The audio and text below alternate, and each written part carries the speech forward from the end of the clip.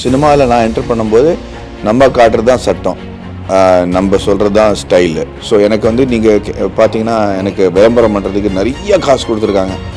மாதவன்கிட்ட மற்றவன் வந்து அட்மையர் பண்ணுற விஷயங்கள் ஏதாவது இருக்கா? ஒரு காலத்தில் நம்ம ஆடி பாடி சிக்ஸ் பேக் வச்சாலே போதும். இப்போ எல்லாருமே ஆடி பாடி சிக்ஸ் பேக் வச்சுக்கிறாங்க. I have seen the strength of what women are. So I like to keep those rules. I like to make sure that I don't clarify.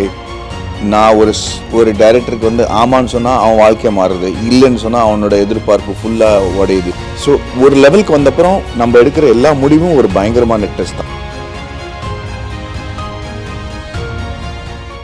Hindu Tamil திசை நேயர்களுக்கு வணக்கம். இன்னைக்கு நம்ம கூட மோஸ்ட் ஸ்பெஷல் கெஸ்ட் இருக்காங்க அப்படின்னு சொல்லணும். It's none other than producer and இப்போ வந்து டிரெக்டர் சசிகாந்த் அவர்கள் அண்ட் அவர் வெரி ஓன் மேடி மாதவன் அவர்கள். வணக்கம் சார், எப்படி இருக்கீங்க? நல்லா இருக்கேன். ஸோ எஸ், டெஸ்ட் படத்துக்காக உங்கள் ரெண்டு பேரையும் மீட் பண்ணுறதுல ரொம்பவே சந்தோஷம். ஸோ என்னோட கொஷின் வந்து ஃபஸ்ட்டு மேடி அவர்களுக்கு தான். ஸோ எஸ், சசி சார் வந்து உங்களுக்கு ப்ரொடியூசராக வந்து அஃப்கோர்ஸ் உங்களுக்கு முன்னாடியே அறிமுகம். பட் டிரெக்டர் அப்படிங்கிற ஒரு பாயிண்ட் வந்து அவர் எடுத்துகிட்டு வந்தபோது வந்து என்ன ரியாக்ஷன் ஃபஸ்ட்டு இருந்துச்சு உங்களுக்கு? நம்ம அடிக்கடி சினிமா பற்றி பேசுவோம். இறுதி சுற்று படத்துலேருந்து அவரை நல்லா தெரியும். அதே ஒரே மாதிரி நம்ம யோசிக்கிறோம், ஒரே மாதிரி படங்கள் பண்ணணும்னு ஆசைப்படுறோம் அப்படிங்கிறது எனக்கு தெரிஞ்சுது. அண்ட் இறுதி சுற்றுக்கு அப்புறம் நம்ம பண்ணது வந்து விக்ரம் வேதா. ஸோ ரெண்டுமே ஓரளவுக்கு கமர்ஷியல், ஒரு டைனாமிக் படம். ஆனால் இந்த கதை அவர் கொண்டு வரும்போது எனக்கு ஏன் சசி இந்த கதையை கொண்டு வராரு, இது எனக்கு புரியவே இல்லை அப்படின்ட்டு நான் இல்லைன்னு சொல்லிட்டேன். ஆக்சுவலி ஓகே, நடிக்க மாட்டேன் அப்படின்னு இல்லை, இது எனக்கு சரிப்பட்டு வராது, நீயும் இந்த படத்தை பண்ணாத அப்படின்ட்டேன் நான் ஆக்சுவலி. ஏன்னா எனக்கு வந்து இதில் இப்போ இருக்கிற காலகட்டத்தில் இதில் எப்படி நம்ம வந்து கன்வின்ஸ் பண்ண போகிறாரு, எப்படி இந்த கதையை சொல்ல போகிறாரு, ஒரு லூசர் பற்றி கதையாக இருக்கே அப்படிங்கிற சில பயங்கள் எனக்கு இருந்துச்சு. பட் தேங்க்ஃபுல்லி ஸ்கிரிப்ட்ஸை எப்படி பார்க்கணுங்கிறதுக்கு வந்து ஒரு புது விதமாக வந்து ஒரு விஷயம் எனக்கு சசி சொல்லி கொடுத்தாரு ஆக்சுவலி. அண்ட் நான் கன்வின்ஸ்டு 6 வரைக்கும் 9 மாதம் ட்ரை பண்ணி இந்த படத்தை வந்து என்னை பண்ண வச்சார். அண்ட் படம் பண்ணும்போது தான் எனக்கு தெரிஞ்சது, அடடா எவ்வளோ பெரிய தப்பாக இருக்கும் இந்த படம் நான் பண்ணியிருக்காமல் இருந்தா அப்படிங்கிற ஒரு ஃபீலிங்கை வந்து நான் அவர்கிட்ட வெளிப்படையாகவே சொல்லியிருக்கேன். தேங்க்ஸ் மச்சான், இது நான் பண்ண வச்சுட்டா, இல்லைடா நான் பண்ணியிருக்க மாட்டேன், I would have missed out அப்படின்னு சொல்லியிருக்கேன் நான். அந்த அளவில் வந்து சொல்ல வச்சதுக்கு காரணமே அவ்வளோ எஃபிஷியண்ட்டான ஒரு இயக்குனராக அவரை நான் பார்த்தேன். ஆக்சுவலாக கதை சொல்லும் போது கன்வின்ஸ் ஆகாதது ஸ்பாட்டில் வந்து நீங்கள் படம் அந்த ப்ராசஸ் போக போக நீங்கள் convince? No convinced before coming to the set. Okay. But செட்டில் போனப்போ தான் நான் வாட்டட் ஏன்னா when you go and surrender yourself to a director, அவர் எனக்குள்ளே எதிர்பார்க்காத சில விஷயங்கள் வந்து மோமெண்ட்ஸ் கிரியேட் பண்ணும்போது நம்மளால் அந்த நடிக்கும்போது ஒரு மேஜிக் நடக்குங்க. அந்த மேஜிக் அடிக்கடி நடந்தால் வந்து இது definitely got to do with director. So அப்படி அடிக்கடி நடந்ததுனால I was able to understand that he knows exactly what is talking about. Super sir, நீங்கள் வந்து சினிமாக்குள்ளே வந்ததே ஆக்சுவலாக வந்து டிரெக்டர் ஆகணும் அப்படின்னு சொல்லிட்டு தான். பட் நீங்கள் இதுக்கு முன்னாடி வந்து சொல்லியிருந்தீங்க அந்த டிரெக்ஷன் அப்படிங்கிற அந்த ப்ராசஸ்க்காக தான் ப்ரொடியூசரே ஆனேன் அப்படின்னு சொல்லிட்டு. எந்த ஒரு இடத்துல வந்து உங்களுக்கு அந்த கான்ஃபிடென்ட் வந்துச்சு, ஓகே நம்ம ஒரு படம் வந்து டிரெக்ட் பண்ணலாம் அப்படின்னு சொல்லிட்டு? ஸோ என்னோட பேசிக் டிஎன்ஏ வந்து ப்ரொடியூசர் தானே. ப்ரொடியூசரோட ஃபஸ்ட்டு அது ஸ்கில் என்னென்னா அந்த டைரக்டர் ரெடியா இல்லையான்னு தெரிஞ்சுக்கிறது தானே ஃபஸ்ட்டு. இவன் கதை சொல்கிறவன் வந்து is he fully there. So வந்து எனக்குள்ளே இருக்கிற ப்ரொடியூசர் வந்து தான் எனக்கு ஓகே பண்ணார். ஏன்னா 13 வருஷத்தில் 14 வருஷத்தில் நான் என்றைக்கோ எனக்கே சான்ஸ் கொடுத்துருக்கலாம்.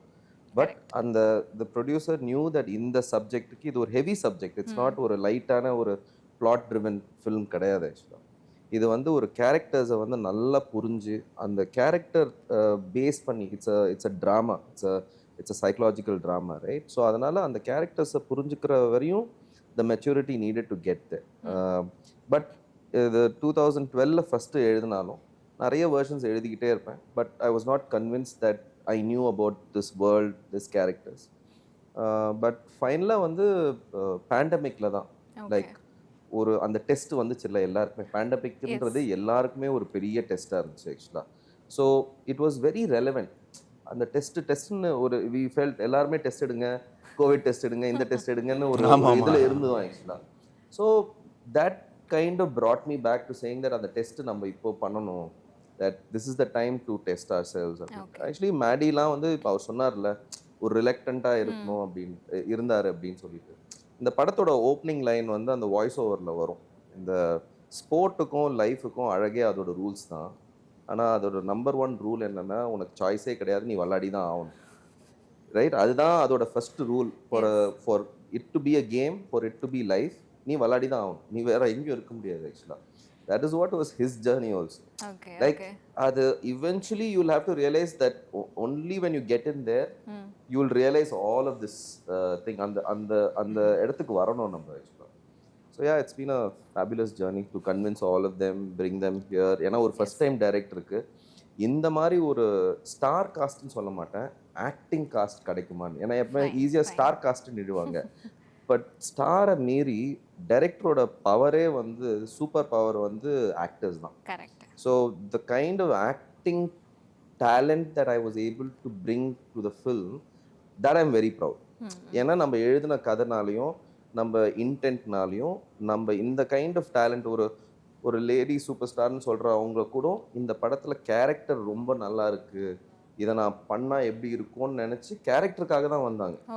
ஓகே இது ஷாருக் கானோட நடிக்கிறோம் அதுக்கு போகிறோன்றதுக்கு வரல, இதை நான் குமுதாவை நான் ப்ரூவ் பண்ணுறேன், I am able to get that character தானே ஒரு கேரக்டர் பண்ணுறதுக்காக வராங்க.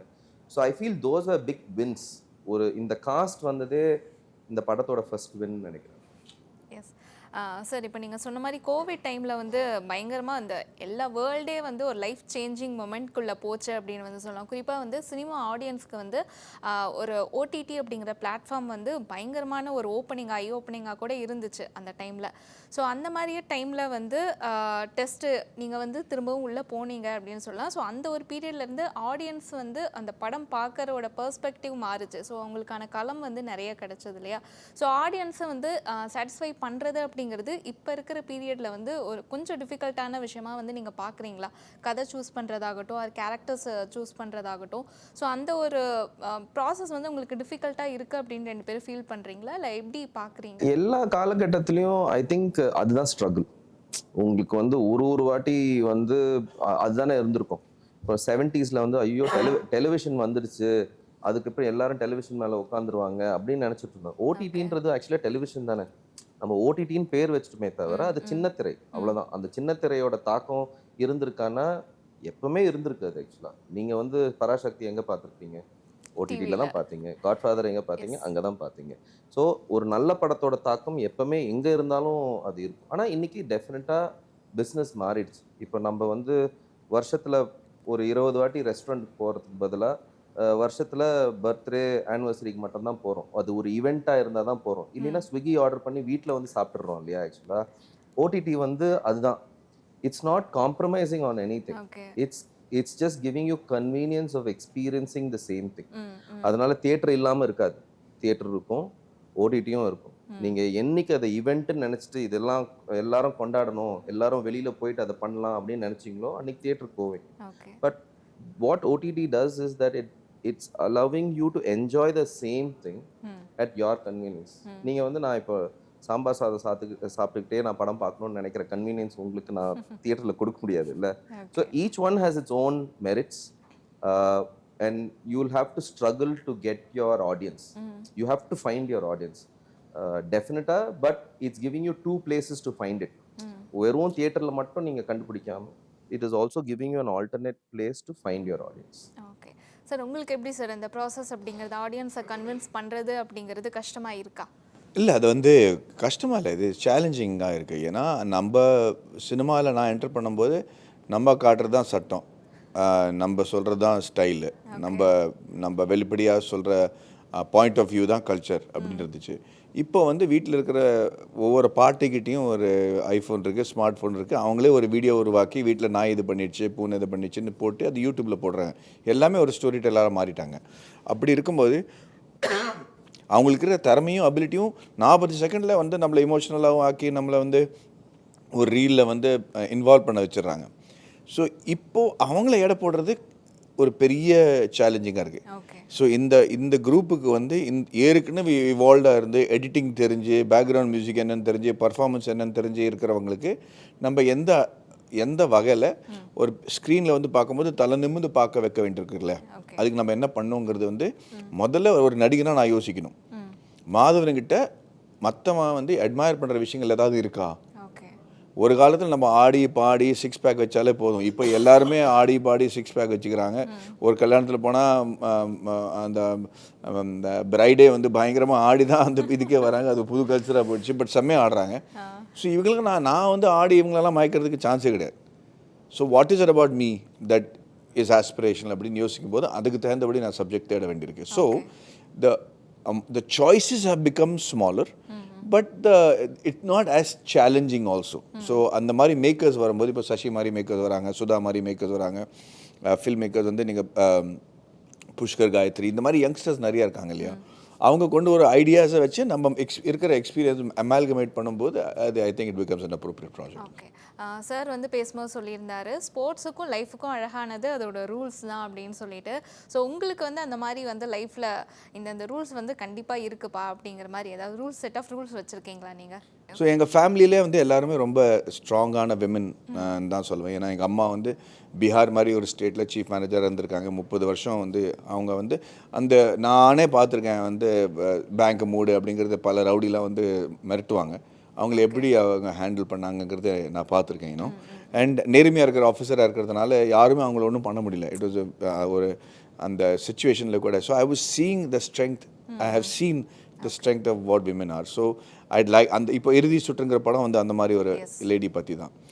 So I like to keep those rules. I like to make sure that I don't clarify things that are not very good for society.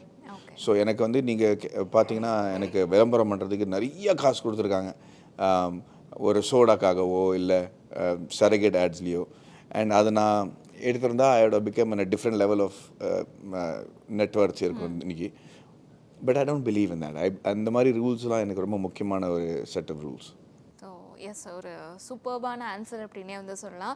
So actor மாதவனை வந்து நாங்கள் பார்த்துருக்கோம். இப்போ ரீசெண்டாக வந்து டிரெக்டர் மாதவனையும் வந்து பார்த்துருந்தோம்.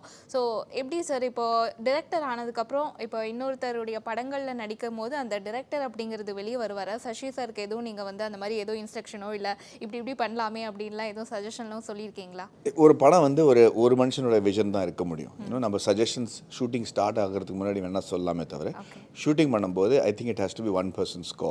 ஸோ சில சமயம் இந்த செட்டில் இல்லை கூட முன்னாடி நிறைய செட்டில் வந்து நுனி நாக்கு வரைக்கும் வந்துடும். அது சொல்லிடலாமா அப்படின்ட்டு, இந்த ஷார்ட் தேவையில்லை, இந்த ஆங்கிள் வைடாக இருக்குது, ஃப்ரேமிங் தப்பாக இருக்குது அப்படிங்கிறது. பட் அதெல்லாம் அந்த கண்டிஷனிங்கெல்லாம் பிரேக் பண்ணி வெறும் நடிகனாக இருக்கணும் அப்படிங்கிற ஒரு முடிவோடு நான் போயிருக்கேன். அண்ட் நான் மேனேஜ் பண்ணிட்டேன். I'm very proud of that. ஒரு டைரக்டராக நம்ம வந்து என்ன பண்ணுவோங்கிறது வந்து என்னோட vision.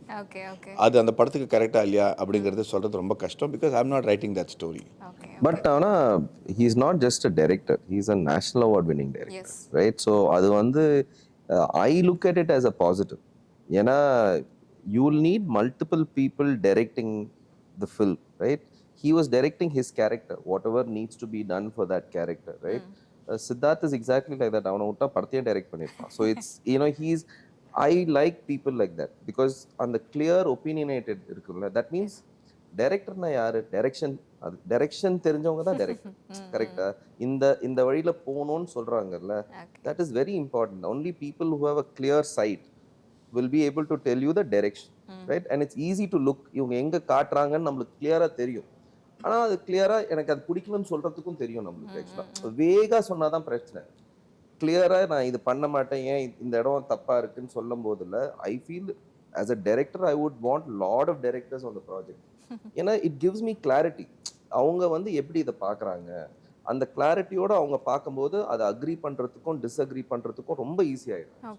So I think it should be something that we encourage for people to come. I encourage all of them to come and give me direction, saying that இப்படி பண்ணலாமா அப்படி பண்ணலாமா. But it's my job to take it or not take it. So yes sir, உங்கள் லைஃபோட test அப்படின்னா என்ன sir சொல்வீங்க? ஒரு லெவலுக்கு ரீச் பண்ண அப்புறம் நம்ம ஒரு நாளில் முடிவு பண்ணுற எல்லா விஷயமே ஒரு பயங்கரமான டெஸ்ட் தான். ஏன்னா நான் எடுக்கிற முடிவில் வந்து ஒரு படத்தோட 30 கோடி ரூபாவோட ஒரு டிசிஷன் மாறும். நான் ஒரு டைரக்டருக்கு வந்து ஆமான்னு சொன்னால் அவன் வாழ்க்கையை மாறுறது, இல்லைன்னு சொன்னால் அவனோட எதிர்பார்ப்பு ஃபுல்லாக உடையுது, அவனோட வாழ்க்கையே வந்து பாதிக்கலாம். ஸோ ஒரு லெவலுக்கு வந்தப்புறம் நம்ம எடுக்கிற எல்லா முடிவும் ஒரு பயங்கரமான டெஸ்ட் தான். இப்போ நாம் இப்படி ஒரு நாட்டுக்கு பிரைம் மினிஸ்டராக இருக்கிற அவர் எடுக்கிற முடிவு அதோட எல்லாரும் அதிகமாக பாதிக்கும். I think so every moment it's a very very important test. I think the idea is to I think successful life will be when your tests don't affect anybody else அப்படிங்கிற ஒரு ஸ்டேட்டில் ரீச் பண்ண அப்புறம் தான் I think you successfully complete your life. Sir இப்போ வந்து trailer launch அப்போ வந்து சொல்லியிருந்தாங்க, மீரா ஜஸ்மின் அவர்கள் சொல்லியிருந்தாங்க, நாங்கள் வந்து மோஸ்ட் செலிப்ரேட்டட் கப்பல் மேடி அவங்க கூட திரும்ப ரீயூனியன் பண்ணியிருக்கேன் அப்படின்னு சொல்லிட்டு, அண்ட் சித்தார்த் இவங்க 3 பேருமே திரும்பவும் வந்து கம்பைன் பண்ணியிருக்கிறது அப்படிங்கிறது ஆடியன்ஸ் பார்க்குறதுக்கு எங்களுக்கு வந்து ஜாய்ஃபுல்லாக இருக்குது. We are eagerly waiting. So உங்களுக்கு எப்படி இருந்துச்சு? அந்த நாஸ்டாலஜிக்காக இருந்துச்சு செட்லாம் எப்படி போயிருந்துச்சு? எனக்கு அது I am not affected by that. ஏன்னா அதை நான் யோசிச்சு என் கேரக்டர்ஸை பார்த்துருக்கவே முடியாது இல்லையா. இவங்க சேர போறாங்க. எனக்கு இந்த மாதிரி ஹாப்பி கோஇன்சிடென்ஸ் வந்து மத்தவங்க சொல்லும் போது தான் தெரியுதே தவிர, நான் பார்த்து மேடி சொல்லிட்டு இருந்தாப்புல யாரோ கேட்டாங்களா நான் வந்து சச்சின் தெண்டுல்கர் ஃபேனா, ஏன்னா இந்த படத்தோட 2 கேரக்டர் சரா அண்ட் அர்ஜுன் வந்து தெண்டுல்கரோட கிட்ஸ் அப்படின்னாங்க ஆக்சுவலா. ஸோ இது வந்து நான் யோசிச்சுலாம் பண்ணியிருக்கிறதுக்கு வாய்ப்பே கிடையாது ஆக்சுவலா. இன்ஃபேக்ட் நேத்திக்கு நம்ம அந்த ட்ரெய்லர் ரிலீஸ் போது தான் நமக்கு 2 பேரும் ஆமா இல்லை நம்ம ஆயுத எடுத்துக்கப்புறம் சேர்ந்து ஒரே படத்தில் வேலை செய்கிறோம் அப்படின்னு அந்த ரியலைசேஷன் அப்போ தான் வந்துச்சு எனக்கு. பிகாஸ் எனக்கு as a film maker maybe ப்ரொடியூசரா மேபி அவரோட தாடா இந்த இன்ட்ரெஸ்டிங் காம்பினேஷனாக இருக்கலாம். அதெல்லாம் வந்து இப்போ 2வது ஸ்டெப்பாக நடந்தது. மோர் தென் எனிதிங் எல்ஸ் ஆக்சுவலி பழைய காம்பினேஷனோட நயன் மேடி செய்யறது ஐ was excited. Okay. Because I wrote it as a love story. ஏன்னா அது பல லேயர்ஸ் இருக்கும், ஸ்ட்ரகிள்ஸ் எல்லாமே நிறைய அந்த டிராஃப்ட் ஒர்க் ஆகிட்டே இல்லை ஆக்சுவலா. அதுக்கப்புறம் புஷ்கர் காயத்ரியோட நான் பேசிட்டு இருக்கும்போது he said something is missing, அந்த டிராஃப்ட்ல ஏதோ ஒன்று ரிலேஷன்ஷிப் மிஸ்ஸிங் ஆகிட்டே இருக்கு அப்படின்னு சொல்லும் போது அது கம்ப்ளீட்டா ரீஒர்க் பண்ணும்போது தென் ஐ தாட் வாட் இவங்க 2 பேரோட ட்ராக்கை வந்து நான் லவ் ஸ்டோரியா ட்ரீட் பண்ணனா எப்படி இருக்கும்னு சொல்லிட்டு I rewrote that track. So அந்த டைம்ல வந்து ஐ வாஸ் எக்ஸைட்டட் அபவுட் அதை லவ் ஸ்டோரியா பார்த்தம்போது I was excited about their combination. Like oh இது பயங்கர இன்ட்ரெஸ்டிங்கா இருக்கும் because they've never it's been a fresh பேர்னு I saw the inside there. That probably is the only time I got excited actually. Okay. So yes, thank you so much and all the very best. Thank you so much. Thank you. Thank you.